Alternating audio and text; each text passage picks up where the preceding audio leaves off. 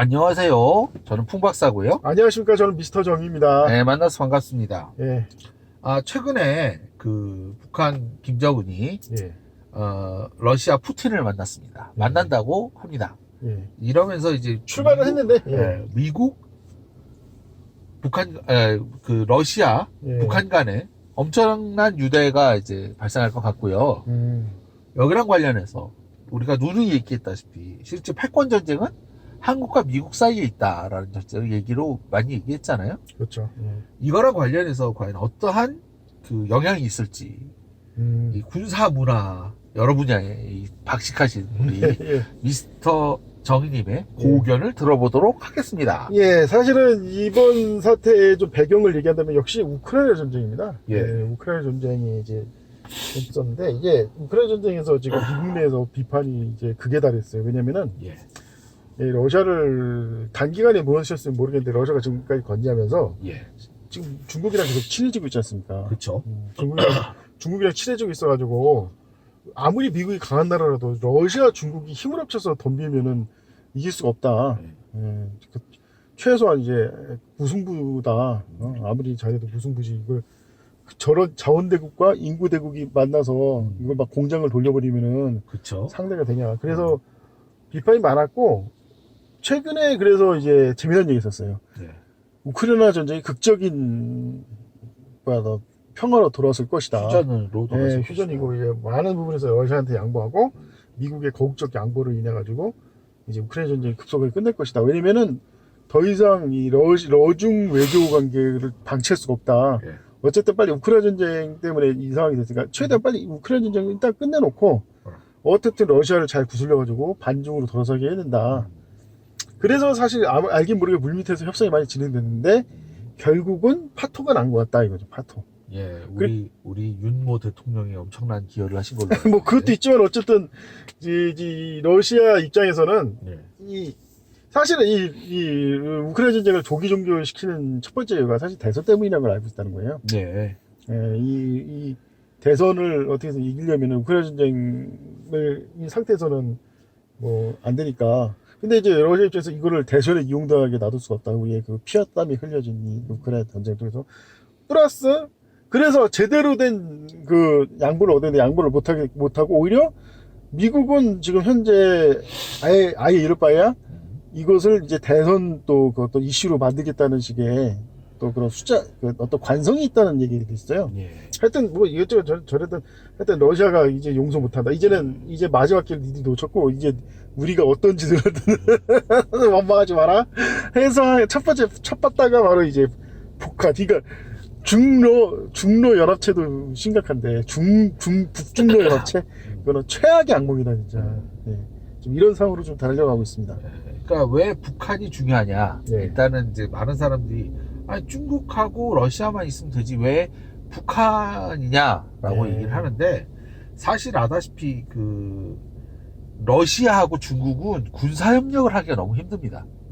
그러니까 뭐 러시아가 뭐만 좀 하나 내놓으면 들여다가 잽싸게 베껴가지고 짝퉁 무기를 막 만들어내니까 그렇죠? 사실은 이 러시아하고 중국은 경제협력을 할지언정 군사협력을 할 수는 없어요. 그러다 보니까 이게 연합을 아무리 끈끈하게 해도 결국은 군사적으로 중심을 잡아주는 데가 있어야 되는 거예요. 근데 그게 이제 북한이라는 거죠. 그러니까 재미난 게 뭐냐면 북한은 중국제도 들여오고 러시아제도 들어옵니다. 그래서 이걸 잘 믹싱을 해가지고 자기만의 독창적인 다른 걸 만들어요.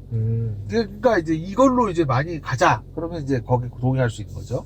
사실 통화선 얘기는 참 정확한 게 원래 미국도 이걸 잘 알아요. 그러니까 이 중국과 러시아는 사실은 가장 심각한 문제가 중국, 러시아 둘 다 가장 국경선을 많이 대고 있는 실제 가장 위험한 잠재적국이 두 나라예요.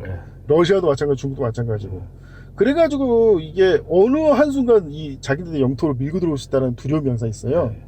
그래서 우크라이나 전쟁만 아니었다면, 이게 우크라이나 전쟁을 통해서 나라가 망할 수 있는 위기감만 아니었다면 둘은 얼마든지 갈라서고 연합할 수 없다는 걸 미국도 알아요.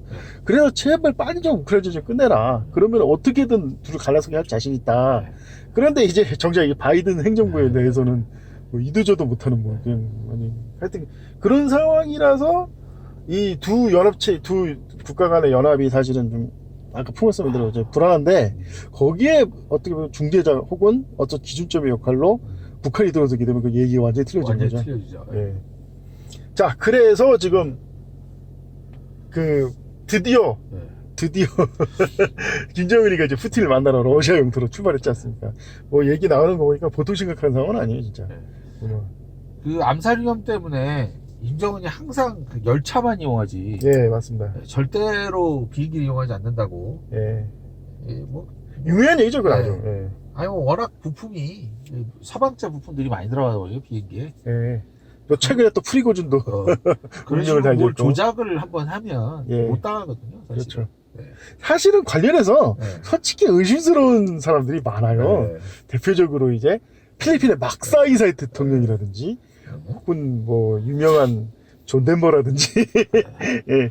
그 존 덴버도 보면 이제 그 말년에 좀 정치적인 좀 환경 운영 비슷하게 했다는 소문도 있고 하여튼 그래가지고 많은 좀 의심스러운 사례가 많습니다. 예. 자, 그래서 현재 어떤 상황으로 진행되고 있냐? 그렇다면 두 나라의 일단 첫째 일단 뭐 지금 도독하게 진행되고 있어요. 뭐 대다수 이제 그거는 보안 상황이라서 알려지긴 했지만 일단은 그래서 정확히 하면 둘이 힘을 합치면은 둘이 힘을 합치면은 어떤 식으로 지금 문제가 심각하냐?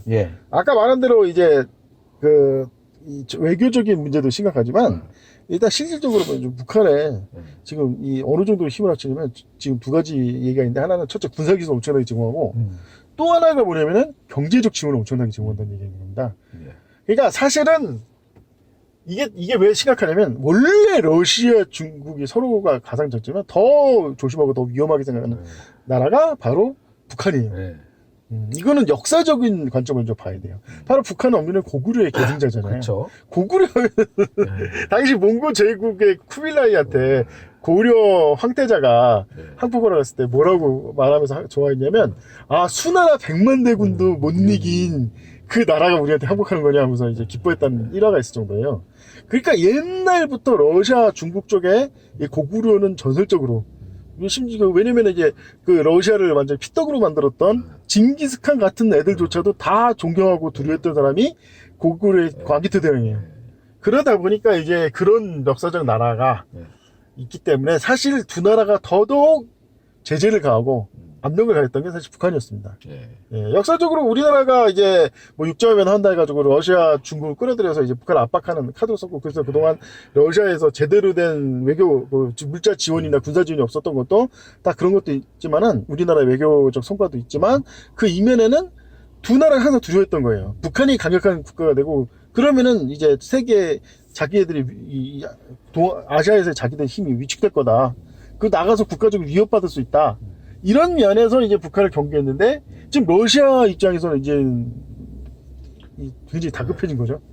왜 다급해졌냐면 일단은 그 풍박사님 생각에는 죄송합니다. 풍박사님 생각에는 이 현재 북한과 러시아의 외교 관계 앞으로 가져올 변화에 대해서 좀 첨가하거나 하고 싶은 얘기가 있으신가요? 과학적인 얘기를 좀 해야 돼요. 군사무기적인 과학적 과 관련된 군사무기 얘기를 해야 돼요. 사실 과학이라고 하는 게 결국은 이제 군사무기랑 연결이 안 될 수가 없거든요. 북한이 이제 많은 걸 가졌어요. 핵폭탄도 가졌고, 수폭탄도 가졌고, 그 다음에 이제 발사체인 미사일 발사체도 가졌어요. 그런데 딱 하나 없는 게 있습니다. 뭐죠, 이게? 이게 바로 재진입 기술. 핵탄도의 그 탄두를 그대로 잘 유지한 채로 재진입을 시켜서 정확한 위치에서 폭발시키는 재진입 기술이 아직 없어요. 근데 이 미싱 링크, 이 결정적인 기술을 누가 제공할 수 있냐면 바로 러시아가 제공할 수 있는 겁니다. 그렇죠. 그러니까 이제 미국이 벌벌 떠는 거예요. 왜냐하면 이제 만약에 그 기술이 완성이 된다 그러면 북한이 독자적으로 미국의 적어도 한두 개 인구 1000만 명이 넘는 한두 개 도시를 쑥대밭을 만들 수 있는 핵폭탄을 미국을 향해 날릴 수 있다는 얘기가 되는 거죠. 그러니까 완전히 이거는 정말 막아야 될 문제인 거예요. 이게 기술적으로 이게 완전한 미싱 링크인데 게다가 말씀하시죠. 지금 이제 북한도 지금 잠수함에다가 지금 잠수함 탄도미사일 준비하고 있잖아요. SRBM. 그렇죠. 예. 근데 이제 그거 가져다가 미국 그 캘리포니아 연합까지 와가지고 이걸 쏜다? 이거 재진입이 된다? 왜 완전히 그냥 쑥대밭이 되는 겁니다. 말 그대로 쑥대밭이. 근데 이거를 제공할 수 있는 게 러시아예요. 그러니까 막 할 수가 없는 거죠. 사실은 막 제재라고 해가지고 막 했다가 야, 나 이거 북한한테 넘긴다? 이러면 뭐 어떻게 해요? 뭐 그렇다고 막 바로 그 러시아를 멸망시킬 수도 없는 거고. 그렇죠. 예. 상황이 그런 겁니다. 그래가지고 이제 예, 그러고 맞아요. 예. 이제 그다음에 이제 중요한 건 뭐냐면 이제 그런 거랑 관련돼서 이렇게 여러 가지 저기를 제공을 받을 수 있는 거기 때문에 중요한 거고, 중요한 건 뭐냐면 러시아는 그럼 왜 북한으로 달려갔느냐. 사실 아다시피 북한은 이제 남한과의 전쟁을 위해서 무려 70년이 넘게 무기를 축적해 놓고 있는 거예요. 그렇죠. 예. 그러니까 무기 제공가 상당하단 말이죠. 예. 근데 지금 러시아가 지금 당장 막 안 돼가지고 막 미사일 갖다가 다른 용도 조정해서 막 쓸 정도로 지금 무기랑 탄약이랑 이런 게 달리는데 재고 열어서 우리한테 좀 줘. 아, 너 이렇게 좋은 게 없는 겁니다. 그러니까 이 둘의 연합이 그냥 생각할 수 있는 정도가 아니에요. 그렇죠. 예. 예, 사실 이게 우크라이나 전쟁에서 사람들이 깜짝 놀랐던 게 그거 아니까 쿠마스님 말대로 제 시각에 진짜 전쟁이라는 얘기였는데 우크라이나 전쟁. 그러니까 그동안 했던 아프간 전쟁이니 이라크 전쟁이니 뭐 걸프전도 사실은 진짜 전쟁이 아니라 그냥 특수 전쟁이고, 그러니까 이제 토마호크 미사일 좀 날리고 항공 폭격 좀 하면 되는 전쟁이고, 지역적으로 탱크 타고 가서 지역 소탕이나 하고 뭐 이 정도. 이 우크라이나 전쟁은 사람들이 표현하기에 거의 1차 세계대전식 전쟁을 하고 있다 지금. 그렇죠. 근데 사실 그게 진짜 전쟁이거든요. 그러니까 왜 이런 현상이 발생했냐면 아니 지금 이 우크라이나 전쟁에서 저희 가장 지금 요즘 언론을 사고 있는 게 레오파드가 그냥 다 걸레짝이 되고 있는 거예요. 대전체 미사일이 파괴돼가지고. 근데 왜 이런 현상이 발생했냐면 간단합니다. 이게 기존에 유인 병기 있잖아요. 탱크니 비행 전투기니 이런 거는 지금 기술의 한계에 봉착해 있는데, 그에 비해 상대적으로 대전차 병기나 대공 무기는 계속적으로 기술적인 발전이 이루어져 왔어요. 그러다 보니까 이제 기존의 유인 병기들이 감당할 수 없는 정도의 능력으로 이제 치솟고 있다. 물론 이제 여기서 사람들 저는 몇 번 말했잖아요. 그렇다고 이제 와서 탱크나 전투기를 포기한다는 건 그건 말도 안 돼요. 왜냐면은 탱크나 전투기 없이 그냥 보병만으로 밀어붙이면은 10,000명 단위로 죽어나갑니다. 기껏해야 100명, 200명 단위로 죽을 게. 그래서 어쨌든 탱크는 울며 거절할 게 어쨌든 계속 밀어붙여야 되지만, 어쨌든 상대적으로 탱크의 돌파 능력이 이제 상당히 감소했다. 대전점이 발전으로. 그러니까 결국은 1차 대전식 거의 참호전 비슷하게 어마어마한 포탄을 쏟아내면서 전체 전선을 유지하는 전쟁으로 나가다 보니 그동안 강구했던 이제 포탄 재고량이 필요하게 됐고, 이게 북한 솔직히 지금 현재 이 정도의 포탄을 제공할 수 있는 나라는 엄밀히 3개밖에 없어요. 중국, 우리나라, 북한 3나라밖에 없어요. 전 세계를 다 똥떨어서라도. 그 러시아도 사실은 감당할 수 있는데, 얘기 들으니까 러시아가 한 달에 생산하는 그 155mm, 정확히 155mm 아니지만 포탄 그 생산량이 100만 발이랍니다. 근데 대략 우크라이나 전쟁에서 한 달 소비하는 얘기 200만 발이에요. 그러니까 비축량이 1000만 발, 2000만 발 있어도 이미 다 지금 거의 재고가 드러났고, 어디서 남은 필요량을 어디서 가져오든지 아니면 이걸 줄여야 돼, 폭탄 사용량을. 그러니까 폭탄 사용량 줄인다는 건 전선이 무너질 수 있다는. 그쵸. 그러니까 당연히 이 북한의 값어치는 엄청나게 올라갔다.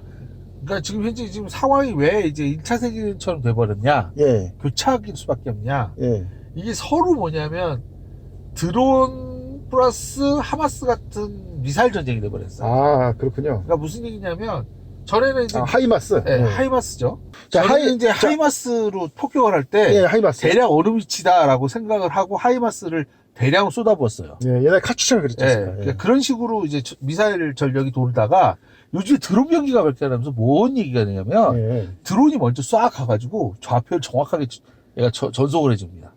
그러면 하이마스가 그 자리에 정확하게 딱 때리는 거예요. 이런 식의 미사일 전쟁이 되다 보니까 이제 어떻게 되냐면 이 드론으로 정찰 갈 수 있는 거리가 한계가 있잖아요. 뭐 몇백 킬로씩 드론을 날릴 수가 없지 않습니까? 그러니까 그 드론이 갈 수 있는 범위 자체가 일종의 그 전선처럼 쉽게 로맨스 레인드가 된다 이거죠? 네. 그러니까 그 존에는 무기를 들여오면 그 드론이 발견해가지고 폭격을 해버리는 거예요. 그러니까 서로 그 정도의 간격을 놓고 서로 더 이상 전진을 못하고 계속 대치하고 있는 거죠. 뭔지 알겠습니다. 예, 이런 상황이 지금 계속 발생하고 있어서 이게 마치 1차 세계대전의 참호전을 그렇죠. 연상하게 하는 그런 기술적인 그런 상황이 된 거예요. 이게 드론하고 미사일 무기가 발달하다 보니까 이렇게 돼버린 겁니다. 참고로 이제 보다 첨언한다면 예. 이 러시아 쪽은 이제 분명 하이마스 같은 무기도 있지만은 기본적으로 이제 대포를 많이 이용해서 예. 아까 말한 대로 대포 사정거리에 들어오는 걸 정찰해가지고 무조건 막 갈게 돼가지고 이제 박살냅니다. 그에 비해서 이제 미국 쪽은 어떤 식으로 전략 썼냐면 하이마스에 좀 약간 긴 사정거리를 이용해서 뒤에 좀 탄약과 같은 요점을 격파한다 이런 식으로 해서 이쪽은 좀 탄약을 적게 써보자 이런 식으로 했지만 현실은 시궁창이라고 계속 전략적으로 대응을 해보니까 이게 안 통하는 거예요. 결국은 요즘 다시 어떻게 되면 알버봉으로 또 알몸 돌격 거의 그 정도 신을. 그러니까 그 알몸으로 가가지고 얘네들이 이제 드론 띄워서 정찰해주고. 예. 그 하이마스는 뒤에서 쏘고. 예, 뭐 그렇게 하는데 어쨌든 이제 이제 돌격을 좀 요즘 많이 하는데 그걸 그냥 엄청난 포탄을 쏴가지고 그냥 감히 넘어오지 못할 정도로 사기를 떨어뜨리는 식으로 싸우니까 역시 포탄 소모에게 비교가 안 된다. 10배 차이가 나는데 그게 지금 승패를 가르고 있다 이런 얘기도 있어요. 자, 그래서 이제 이 북한의 값어치가 올라가고 사실 플러스 이 북한의 물가시 하나 더 오르는 이유가 뭐냐면 지금 아시아로 확장을 했지 않습니까, 미국이. 옛날부터 트럼프 때도 왜 외교 파탄이 벌어지고 중동으로부터 완전히 지금 뭐 사우디라든지 지금 사우디 같은 나라 대표적으로 반미로 지금 반미행보를 거듭하고 있잖아요. 이게 바로 이 트럼프 때 이제 그 반중동, 친극동 외교 전략. 그러니까 중동에서 철수하고 극동을 이제 북동 특히 중국을 압박하는 거기 힘을 몰아야 된다. 이 전략으로 나갔다가 완전 외교 참사가 나버린 거예요. 그래서 저 최근에 윤석열 때문에 좀 입지해졌다고 바이든이 표정부리 입지해졌다. 왜냐면은 그동안 그렇게 수건이었던 한일 그 삼각동맹이 완전히 이제 구성이 붙여졌다 하면서 입지해져가지고 좋아하고 있는데 이 러시아 입장에서도 사실 그 세계 역사가 그랬지만 우크라이나 전쟁에서 정말 미국이 발을 빼게 하려면은 우크라이나에서 아무리 잘 써도 소용이 없다. 미국이 실질적으로 더 중요한 여기는 대만, 중국, 북한, 한국에 뭔가 힘을 써야 된다라는 절박함이 느껴진 거예요. 그래서 아예 아싸리 이제 원래 우리도 캥기지만 이미 북한도 핵보유국이 됐고 한번 이제 거국적으로 북한을 밀어가지고 아예 중동에서 기득권을 잡자. 지금 그런 상황으로 진행되고 있다 이거죠. 그래서 지금 러북 북러 이제 외교 관계가 급물살을 타고 있다. 자, 그래서 이제 좀 더 첨언을 하자면은 그러다 보니까 이제 이 둘이 이 북한의 중요성이 너무 극대화됐고 특히 그리고 이제 이 푸틴 입장에서도 중국하고의 관계는 사실 많이 껄끄러운 게 있어요. 그래서 이제 러중 관계를 이제 파탄낼 수 있는 자신감이 있었던 것도 미국에서 그런 것 때문인데 이번에 북한한테 많은 힘을 실어주면은 여러 가지로 러시아한테 도움이 된다. 이 약간 이제 시점을 좀 넓혀서요. 아프리카 얘기로 잠깐 넘어가 봅시다. 원래 이제 아프리카를 프리고진을 통해 가지고 전선을 혼란시켜 가지고 유럽을 붕괴시키려고 했었어요. 그렇죠. 이제 그런데 프리고진이 올라가면서 약간 이게 좀 저였는데 얘기가 뭐냐면 지금 군사 쿠데타가 그 아프리카에서 그러니까 동에서 서쪽으로 지금 반란이 그 군사 쿠데타가 쫙 이어지고 있어요. 근데 그 재미난 게 뭐냐면 이게 프랑스 라인이라는 겁니다. 맞아요. 이게 왜 이 아프리카 그 부분이 왜 프랑스의 영향이 크냐? 그거 아시나요? 혹시? 그게 옛날에 혹시 제우씨 시절에 그 횡단 정책과 종단 정책의 그 충돌을 했던 그거랑 연관이? 네, 맞아요. 그 횡단 정책을 했던 프랑스의 그 횡단 라인이 지금 계속 군사 쿠데타가 일어나고 있다는 거예요. 아, 그렇군요. 네, 근데 이제 이거의 이제 핵심이 왜 다들 프랑스 하냐? 얘네가 뭐냐면 그 프랑스 식민화폐라는 게 있어요. 아, 예, 저도 대충 들었습니다. 그거를 그 나라들이 다 통용화폐로 쓰고 있다는 겁니다. 아, 예. 그러다 보니까 이 나라들이 사실상 프랑스의 식민지 아닌 식민지 같은. 그러니까 정치적으로는 독립되는 게 맞아요. 근데 경제적으로는 그 돈을 누가 찍어주냐면 프랑스가 찍어주고 있거든요. 그렇죠. 그러니까 완전히 이제 그 프랑스한테 그 얼마 돈 찍어줘라고 승인을 안 맡으면 경제 규모를 발전시킬 수가 없는 거예요. 이게 참고로 재미난 얘기입니다. 지금 요즘 윤석열 아저씨가 지금 윤석열이가 하고 있는 경제 정책이 딱 그런 식의 정책이지. 그러니까 국가 경제 발전을 근본적으로 붕괴시키는 그 짠돌이 정책. 그래서 지금 추가하고 있다는 비슷한 게 지금 나가고 있다는 얘기도 있어요. 예. 예. 그래서요? 그래서 이제 그 부분 때문에 지금 그 나라들이 이걸 어떻게든 개혁을 해보겠다고 지금 난리를 치고 있는데 이게 제대로 안 되는 거예요. 왜냐하면 이 제대로 된 돈을 찍을 만한 인프라가 없는 거예요. 예. 뭔 얘기냐면 예를 들어 대충 종이도 찍잖아요. 예. 그러면 똑같은 그 위조화폐들이 범람을 해가지고 난리가 나는 거예요. 그러니까 최첨단 기술로 정확하게 진짜 돈으로 쓸 수 있을 정도로 잘 날지도 않고 예. 예. 그런 거를 찍어줘야 되는 건데 예. 이걸 갖다가 얘네들이 이제 그런 인프라에 투자를 안 하다 보니까 예. 결국은 이제 뭐 프랑스에서 찍어주는 수밖에 없는 그런 식으로 된다는데 내가 왜 이 얘기를 하냐? 예. 지금 동남아시아를 중심으로 비슷한 짓거리를 우리나라가 하고 있다는 겁니다. 무슨 얘기냐면 동남아시아들이 행정 시스템이 낙후돼 있잖아요. 예. 그러니까 행정 시스템을 전산화하면서 우리나라가 그걸 하는 겁니다. 그러면 이제 어떻게 되냐면 이제 전산 시스템이 한국에 들어가요. 예. 그러면 우리나라 아다시피 지금 우리가 쓰고 있는 그 신분증이 다 전자신분증이라는 거 아시죠? 예, 알고 있습니다. 안에 칩 들어가 있어요. 예. 이걸 갖다가 걔네들 동남아시아에서 못 만드는 거예요. 기술력이 딸려가지고. 그래가지고 우리나라 조폐공사가 거기 있는 신분증을 다 만들어서 보내준다는 거예요. 재밌네요, 또. 예. 그러니까 이게 이제 행정적으로 식민지 비슷하게 되는 게 영향력이 커지는 거죠. 그렇죠. 그러니까 무슨 얘기냐면 만약에 한국 시스템을 정확하게 알고 있는 사람이 있으면 그 나라 신분증을 정확하게 유지할 수 있는 거예요. 근데 물론 이론은 그렇지만 이론은 그런데 힘들죠. 예, 엄청나게 고도의 기술이 들어가니까 그 모든 게 이제 국가 기밀로 유지되는 조폐공사에 있기 때문이죠. 그렇죠. 예. 네. 지금 이게 비슷한 걸 갖다가 지금 현재 러시아나 북한이 할 수 있지 않을까. 그쪽 시스템으로 해가지고. 그리고 또 재미난 설정이 도래하네요. 생각이 좀 있습니다. 사실 어쨌든 그래서 이제 이게 일단 이 많은 사람들이 우려하는 게 당장 일단 제1차적으로 사실 아까 얘기한 것 중에 좀 빠진 게 뭐냐면 러시아의 대공무기가 이번에 우크라이나 전쟁을 통해서 그 위상이 드높아졌다는 거예요. 그렇죠. 왜냐면 미국에서 자랑하는 온갖 미사일을 공격했는데도 제대로 이제 러시아 쪽 진영에 타격을 못 주고 있다. 반대말은 러시아 대공무기가 그걸 다 박살내고 있다 이거죠. 기껏해야 걸리지 않는 드론으로 공격했다는 게 대서술되고 있으니까. 그래서 말입니다. 아니 그 미사일을 맞아도 진지게 맞았을 텐데 왜 그런 뉴스는 안 나오고 그렇죠. 드론 공격 얘기만 나오냐. 결국은 드론 이외 모든 건 다 방어를 했다는 얘기죠. 그렇죠. 그러다 보니까 전 세계 각국에서 러시아 방공무기에 대한 구매가 쇄도하고 있다는 얘기도 있습니다. 근데 이제 지금까지는 돈 있어도 살 수 없었던, 돈도 없지만 돈 있어도 못 사던 북한에서 바로 그 전설의 러시아 대공무기를 대량으로 들어오게 되면 우리가 자랑하는 그 잘난 킬체인이 무력화된다는 거예요. 그렇죠. 예. 킬체인뿐입니까? 아까 지금 우크라이나 전쟁에서 지금 서방제 항공기가 못 날아다니는 게 그 대공무기의 위협 때문에 아예 날지도 못하고 있는데 미국이 잘하는 공군요, 우리나라가 뭐 자랑하는 뭐 킬체인이니 뭐 이거 다 막힐 수 있다 이거예요.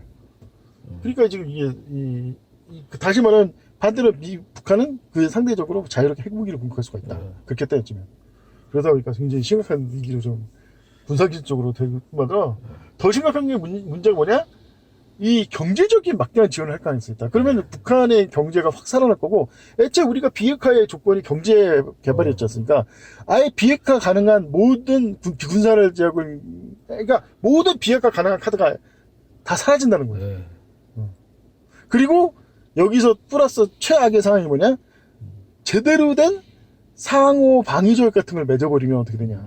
아예 북한에 대한 공격을 러시아는 자국에 대한 공격으로 간주해버리겠다 이렇게 하면. 그럼 공격이 물 건너가는 거죠. 예. 그 다음에 그럼 러시아는 뭐를 얻을 수 있느냐? 북한의 무기 말고. 그게 중요한 게 뭐냐면 이 시베리아 자원 개발입니다. 러시아 사람 데려다가 놓으면 한 달도 못 버티고 도망온대요. 그렇죠. 근데 북한 사람들은 워낙 추운 막 중강진 출신들은 막 영하 40도 50도를 얼마든지 견뎌내기 때문에 이 사람들을 데려다가 시베리아 그 동토에 자원 개발할 수 있다는 겁니다. 이게 사실 어마어마한 거예요, 사실.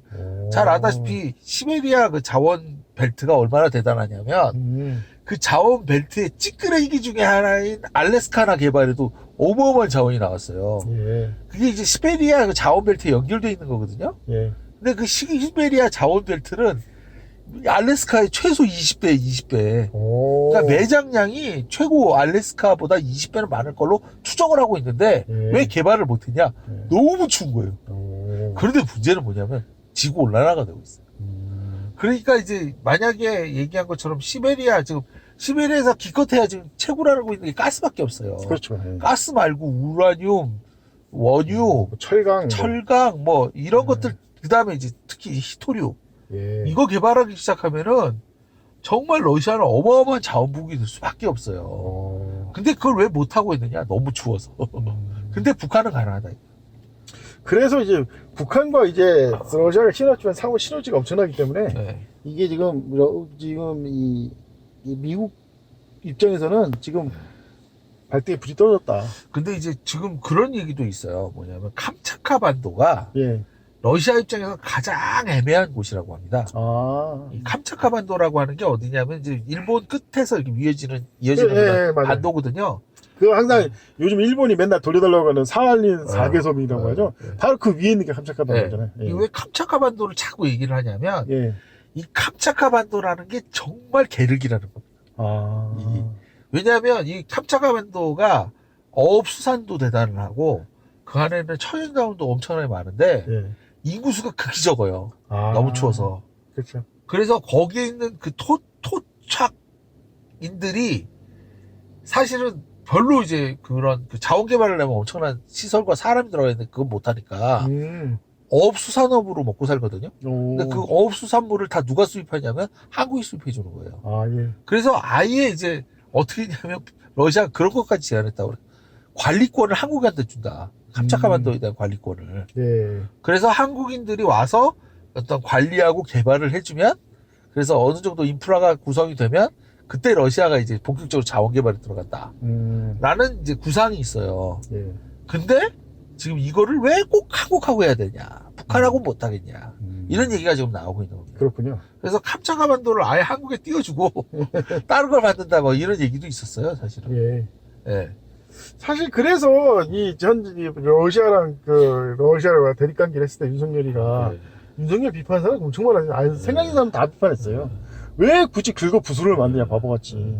사실 이번에 이 북러 외교 관계 1등 고신이 누굽니까? 솔직히 말해서 미국 아니까 특히 미국의 머저리들 미국을 이끌고 있는 머저리들이 이게 미국이 왜 지금 망하고 있냐면 제가 연구해볼 때 솔직히 지금 이 우크라이나 전쟁도 사실 잘할만하면 이길 수 있는 전쟁을 왜 이길 수가 없고 망하고 있냐, 왜 미국이 지금 망하고 있냐, 어쩌다 북러 관계가 이렇게 됐냐, 결론부터 보면 미국이 이게 머저리예요.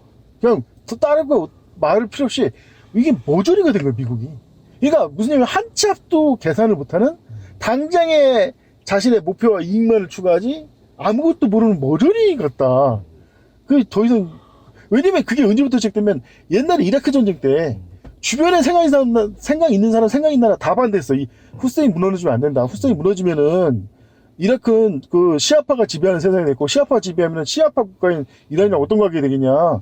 그것뿐만 아니라 만약에 그렇게 따지면 이란도 시아파, 이라크도 시아파, 옆에 있는 시리아도 시아파. 그러면 시아파 벨트가 형성된다. 그럼 끝장이다. 절대 후세인 무너뜨리면 안 된다고 그렇게 말렸는데도 가서 제거했지 않습니까? 제거는 아닌 것 같아요. 사람들이 예견한 그대로 된 거예요. 근데 이번에 북러 관계가 왜 심각하냐면은 사람들이 다 경고했어요. 분명히 이렇게 될 거라고. 근데 특히 윤석열한테 이거 큰일 난다. 그렇게 경고하고 말리고 했는데 안 듣고 자기 멋대로 해가지고, 특히 미국이 멍청한 놈들이 한미일 연합체를 구성해버렸지 않습니까? 그러니까 자연스럽게 지금 러시아도 이대로 가다가는 진짜 블라디보스토크 미국으로 됐다 이거예요. 삼국 연합군이 옛날에 러일 전쟁 하듯이 미국으로 올 수 있으니까 아싸리 이럴 바야 차라리 북한이랑 해가지고 지금 북한한테 지금 막대한 물자를 제공하려는 지금 계획을 하고 있는 거 아니겠습니까? 근데 문제는 다시 말하죠. 이게 수차례 전문가들, 생각 있는 사람 다 경고했어요. 이렇게 될 거라고. 근데 그대로 되고 있는데 이렇게 될 거라고 왜 몰랐냐 이거예요. 이게 이해가 안 가는 거야. 지금 미국의 지금 움직임도 그렇고, 이렇게 될 거라고 사람들이 경고했는데 왜 그 경고를 무시하고 이렇게 되는 걸 뻔히 보면서도 이걸 하고 있냐. 이해가 안 가네, 이해가, 진짜. 사실은 이제 이 모든 게 사실 크림반도 때문에 그래요. 크림반도? 네. 크림반도, 요즘에 이제 크림이라고 안 하고, 크름이라고 하기로. 또 그것도 투르키예처럼. 아니, 저희는 제가 인터넷짜리 어떤 짜리냐면, 왜 전 세계에서 한국만 투르키에 나머지 다 터키인데, 이런 말도 있어요.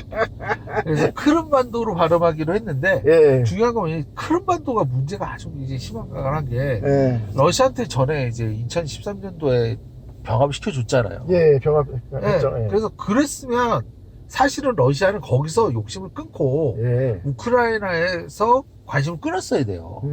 왜냐면 크림을 넘겨줬잖아요. 근데 얘가 이제 뭐 나토 가입한다 그러니까 또 거기 이제 또 발끈해가지고 이 모든 사태가 발생한 건데 예. 왜 크림반도를 얘기하냐면 사실은 크림반도라고 하는 게 정말 이 계륵이에요. 왜냐하면 크림반도에는 엄청난 공업시설들이 있습니다. 아, 예. 그러니까 이 공업시설을 가지고 있으면 엄청난 생산성을 갖고 있는 거예요. 우크라이나가 농업 기반은 북쪽 평지의 농업 기반, 남쪽 크림반도의 공업 기반, 이 두 가지를 다 가지고 있으니까 융성했던 거예요. 예. 근데 이제 얘기한 것처럼 크림반도를 러시아한테 넘겨준다는 얘기는 우리 이제 공업 안 하고 농업으로 먹고 살 테니까 예. 우리 건드리지 말라였거든요. 예.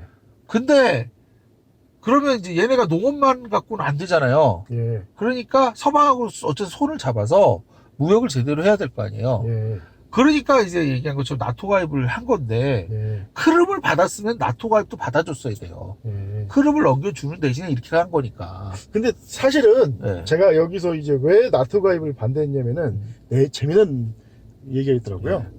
그러니까 더 하실 얘기 더 있습니다. 그러니까 거기서 이제 핵심이 뭐냐면 나토 가입에 이렇게 반대할 거면 크림을 가져가지 말았어야 되는 거예요. 근데 사실은 네. 이 별에서 이제 첫째가 뭐냐면 애초에 우크라이나가 독립할 때 상호 합의하에서 나토가 동지를 아예 안 한다고 약속한 게 있었고 아니 그 나토 우크라이나뿐만 아니라 애초에 독일 동쪽은 아예 단 한 치도 전진하지 않는다 했는데 나토를 야금야금 먹어왔지 않습니까? 근데 문제는 뭐냐면 그럼 러시아는 왜 크림을 막 가져가요? 아니 그러니까 그 러시아가 러시아가 크림을 일단은 그 점령했을 때 얘기했던 그 조항은 이미 깨질 거예요. 아니 근데 그 이전에 그 이전에 이게 유로 마이단 그러니까 그 이전에 애초에 체코라든지 이 폴란드라든지 이런 나라들이 나토 가입 한 것서부터 이제 협상이 깨졌다라고 주장한 적도 있어요. 그리고 더 중요한 게 뭐냐면 왜 나토 가입을 그렇게 반대하면 그 내막이 뭐냐면 원래 우리나라 사드 배치할 때 이 중국이 참 중국이 바보 같은 놈들이 엄청나게 반대한 이유가 알고 보니까 어떻게 된 거냐면 사드 같은 미사일들은 지금 요즘은 옛날에는 그냥 개방돼 있었는데 호크 미사일이나 그런 건 나이키 미사일들 요즘은 다 박스에 넣고 와요. 이게 무슨 얘기냐? 그 안에 들어있는 게 사드인지 아니면은 전술핵인지 아무도 모른다 이겁니다. 미국이 까주지 않은 이상 그럼 엑셀에 비칠 거예요. 거기다 철판을 가는데 그래서 러시아 입장에서 그거예요. 아니 그 안에 분명히 나토에 가입하면 나토 방공무기를 깔 거다. 근데 나토 방공무기를 해놓고서 거기다 전술핵 해가지고 러시아 뿅 해서 모스크바 바로 날려버리겠다 하면 어떨 거냐? 그럼 누가 책임져야 이거예요? 그러면 그 방공 배치할 때마다 러시아 감시관이 와서 까봐 이렇게 할 것도 아니고 분석기술인데 그래서 절대 안 된다. 아예 아싸리 안 된다. 했다고 주장하는 거고 그러다 보니 원래 사드 지대도 중국 입장에서 그걸 두려웠던 거다. 얘네들이 전술핵 가져와가지고 사드라고 사기치고 전술핵 가져와 쏘면 더냐? 북경으로 바로 갈 때. 그래서 생각해보니까 이 우크라이나 비극이 실체는 우크라이나가 약한 나라서 그렇다. 만약에 중국도 우리나라 우크라이나 정도밖에 안 됐으면은 벌써 침략했을지도 모른다. 왜냐면은 그러니까 워낙 수도가 가까우니까 거기다가 무슨 사드 같은 미사일이라고 갖다 놓고 거기다가 핵 전술핵 갖다 놓으면 끝장이라 이거예요. 그냥 반격도 못하고 그냥 그 유명한 얘기 있잖아요. 충청도 아버지 돌 굴러와요. 아버지 돌 굴러와요. 피하지도 못하고 그런 것처럼 카카 싹 이렇게 됐습니다. 잘못하면 그래서 이제 걱정했다 뭐 이런 얘기도 있습니다. 그러니까 이게 뭐냐면 크림반도가 왜 중요하냐면 물론 크림반도에 많은 사람들이 러시아계이기 때문에 원했다는 건 나도 이해를 해요. 다 그 이해는 다 할 수 있어. 그러나 중요한 건 뭐냐면 크림반도를 자기가 가져가겠다는 것 자체가 예. 이미 그 침략을 해서 사실 가져갔잖아요. 예. 그러니까 얘기한 것처럼 나토 가입을 안 하겠다라는 것 자체가 서로 간의 국경을 존중해 준 상태에서 원래 맺어진 걸 텐데 예. 그걸 러시아가 먼저 깬 원죄가 있었다는 거죠. 아니, 뭔지는 대충 알겠고요. 다만 이제 관련해서는 좀 얘기가 길어졌으니까 나중에 미루고 하고. 예, 아니 근데 이제 여기서 중요한 건 뭐냐면 그러면 이제 원래는 크림반도를 갖다가 손쉽게 그 우크라이나 가져올 수 있었어요. 뭐냐? 크림 대교를 끊어버리고 예, 예. 러시아에서 아무것도 못 들어오게 막은 다음에 예.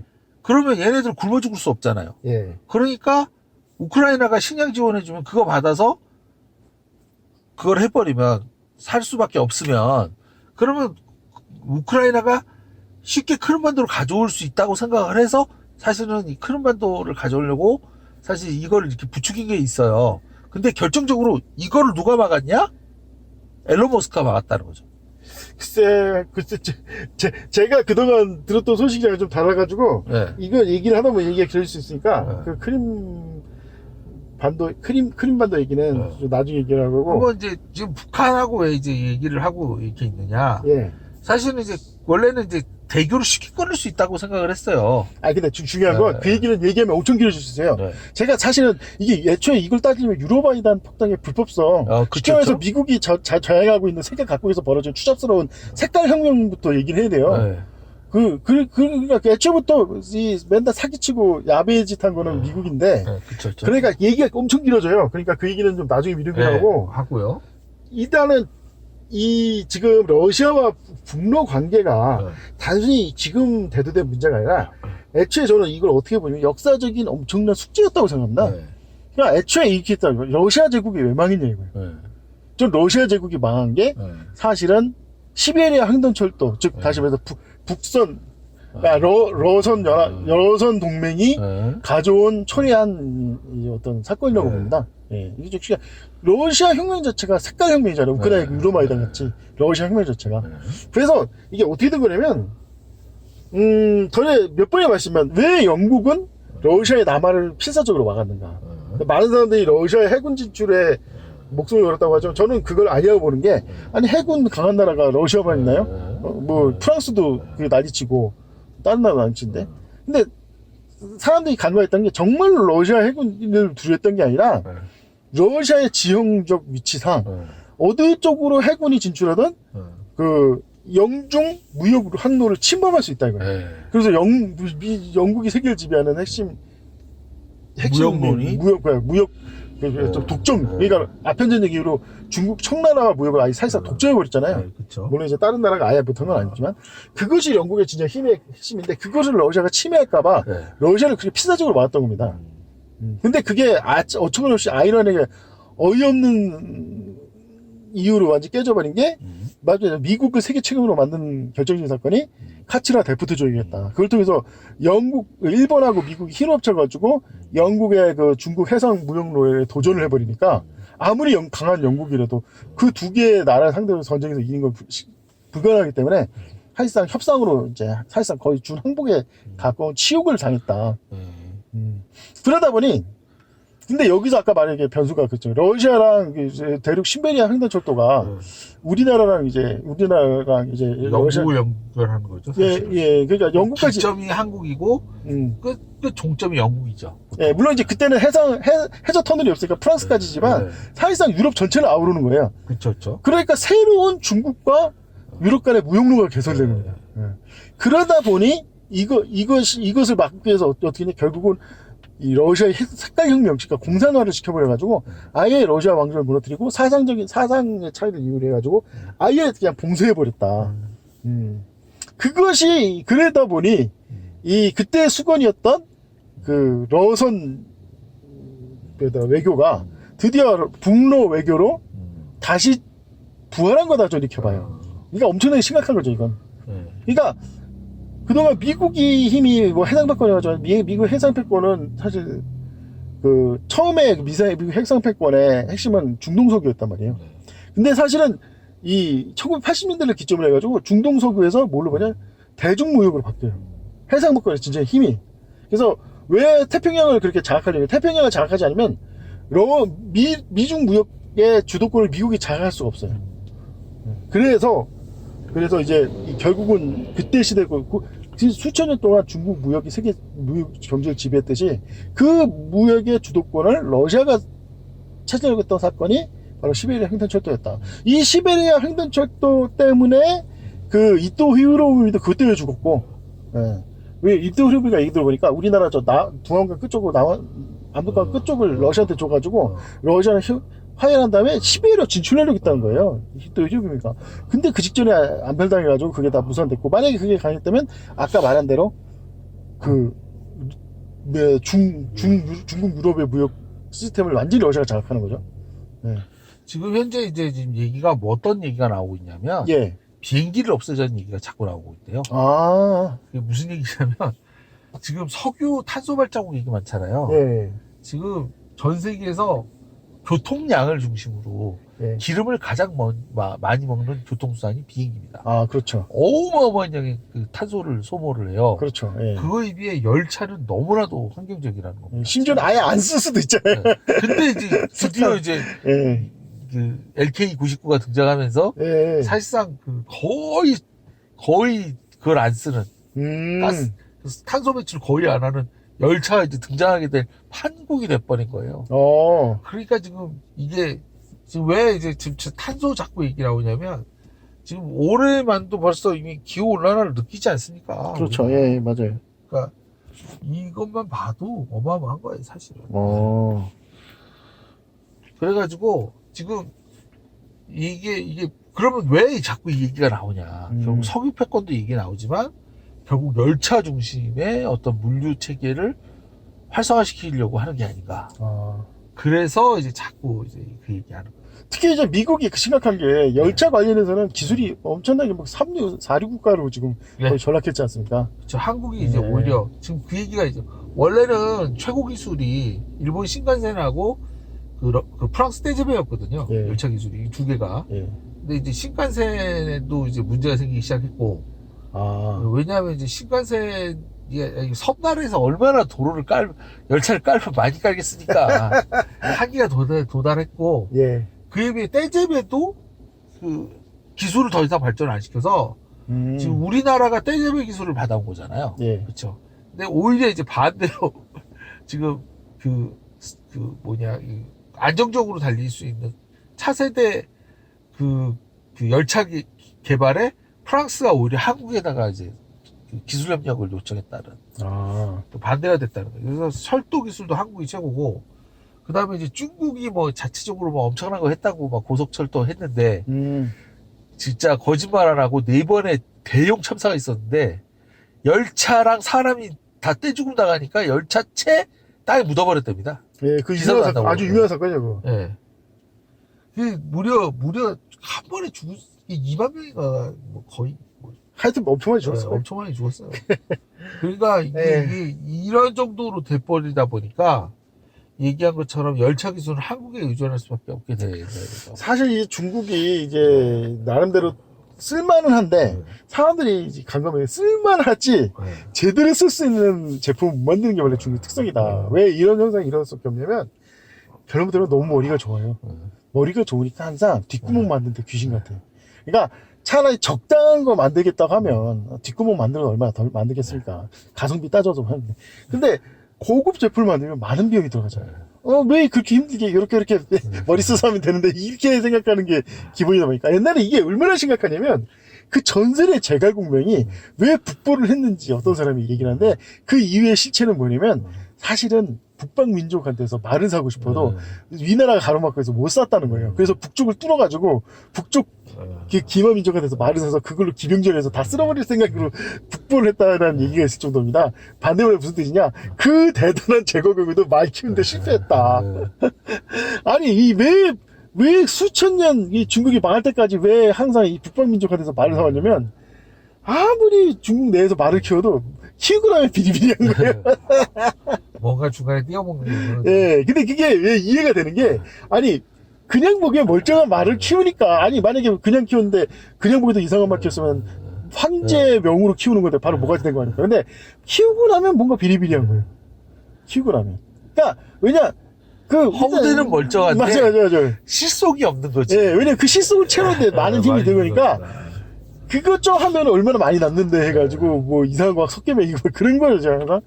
그러다 보니까 이 중국이 그 기병을 제대로 못 키웠어요. 항상.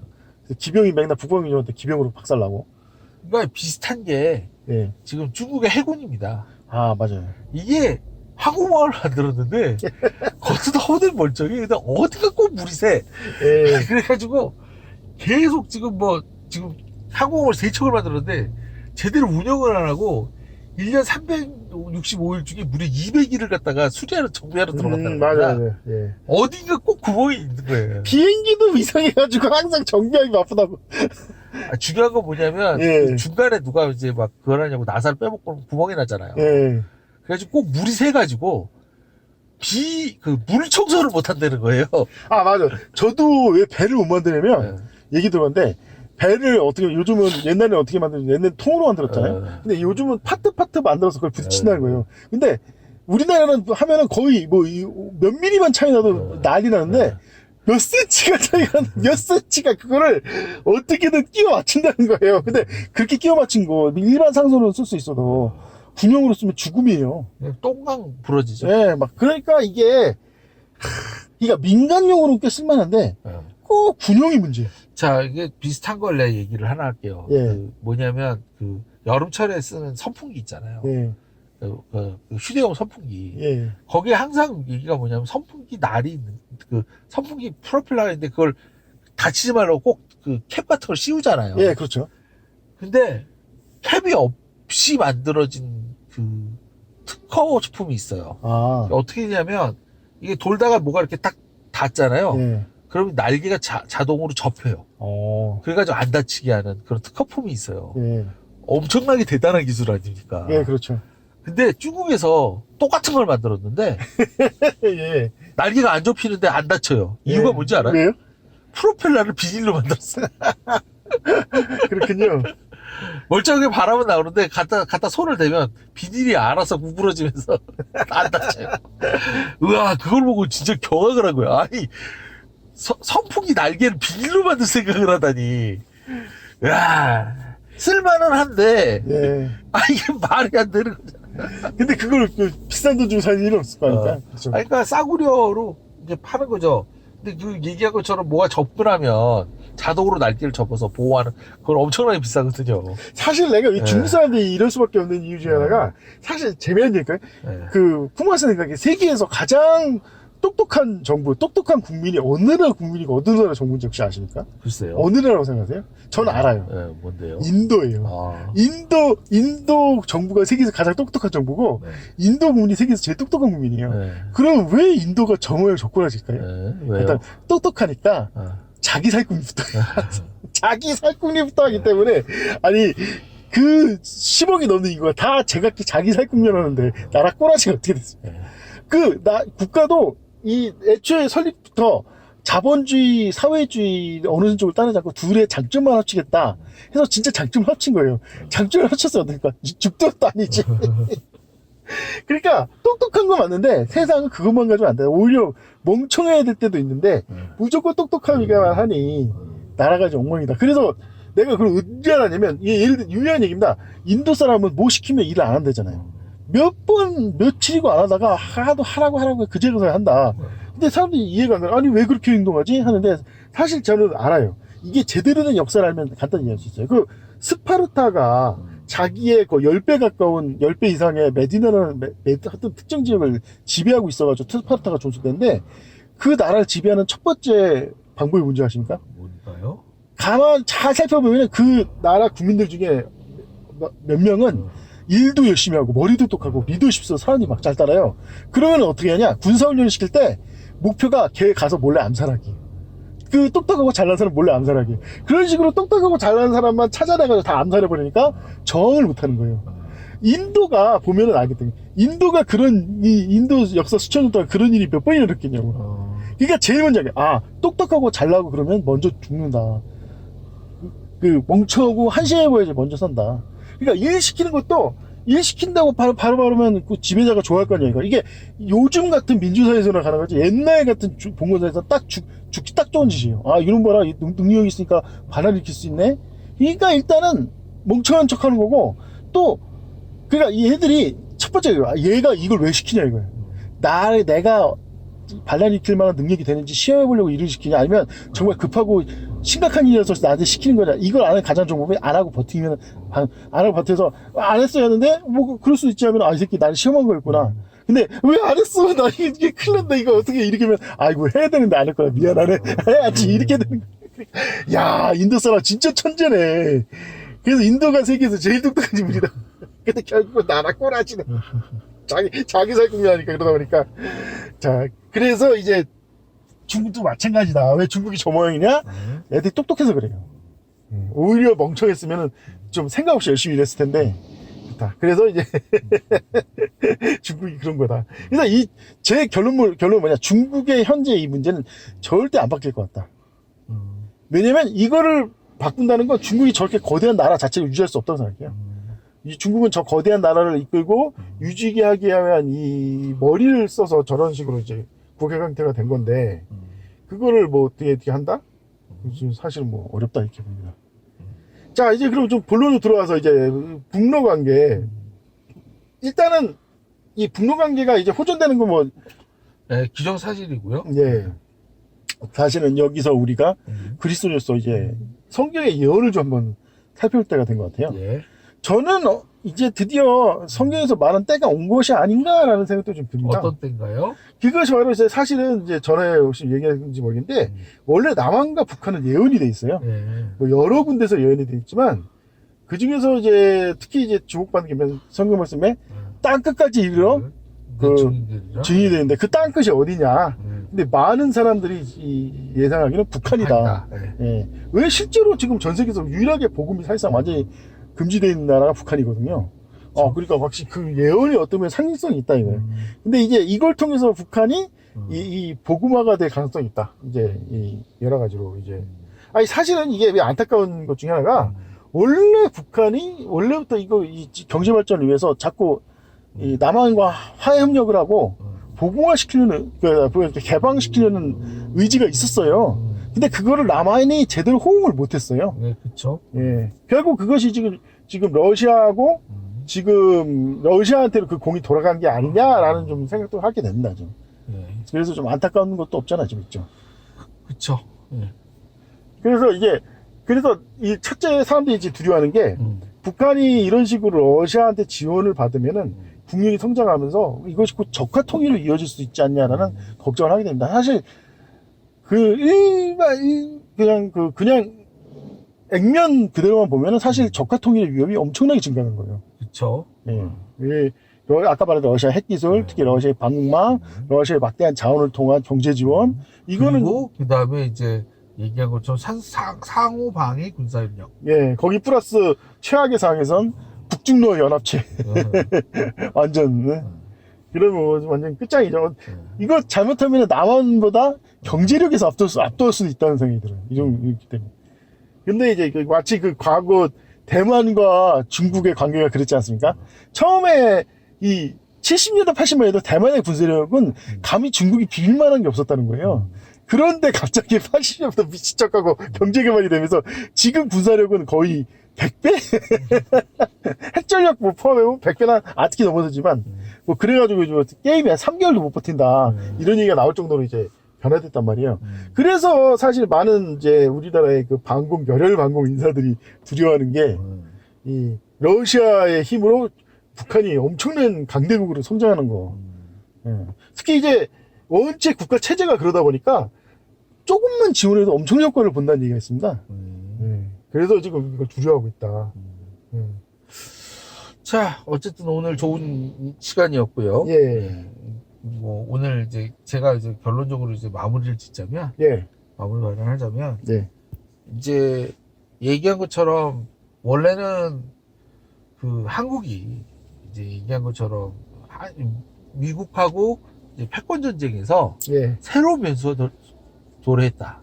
맞습니다. 예. 새로운 변수가 도래해서 이걸 통해서 과연 한국은 어떤 이익을 볼 것인가 그거에 대해서 관심 있게 생각을 하고 있습니다. 예. 아마 이제 미국이 이것 때문에 허걱해가지고 예. 좀 러시아랑 다시 어떻게든 잘해보려고 난리를 칠 가능성이 커요. 예. 그러면 아니 당장 뭐 스위프트에서 배제되고 뭐 오만 얘기들이 다 있는데 아니 그걸 다 되돌리면 아니 그러면 완전히 우크라이나는 닥쳤던 개가 되는 거 아닙니까? 그렇죠. 알겠습니다. 지금 우리 그 미스터 정희님은 또 어떤 의견을 마지막으로 피력하실 건가요? 사실은 뭐 할 얘기는 다 한 것 같고요. 예. 이제 사실 좀 더 이제 예언적인 차원 그리고 그 냉엄한 국제 전략. 그러니까 아까 말한 대로 우리가 항상 강조했던 건 단순히 한국이 뭐 그게 중요한 게 아니라 이제 시대 자체가 이제 미국에서 한국 중심의 시대로 바뀌고 있다 이거 전 세계가. 그렇죠. 그 시대의 흐름을 미국이 거부해서 계속 멍청한 짓, 등신 같은 짓만 계속하면서 스스로의 그 재살 깎아먹기를 하고 있다. 이것이 지금 현재 북중로 연합체로 지금 탄생하고 있는 거 아니겠습니까? 네, 그렇죠. 그 아무짝에 서 없는 한미일 연합체 같은 그런 바보같이 짓하는. 아니, 그러니까 만약에 트럼프가 그때 제대로 해서 북한이랑 관계 개선을 했으면 예. 이런 일은 진짜 일어나지 않았죠. 근데 저 그건 좀 다르게 생각하고 있어요. 어쨌든요. 예. 아니 그 내막도 한번 나중에 시간 나면 좀 얘기해보고. 한번 얘기하도록 하죠. 어쨌든 역사의 흐름을 거부하지 마라. 네. 이것이 교훈인 것 같습니다. 알겠습니다. 좋은 시간이었습니다. 또 예. 봬요. 안녕히 계십시오. 예.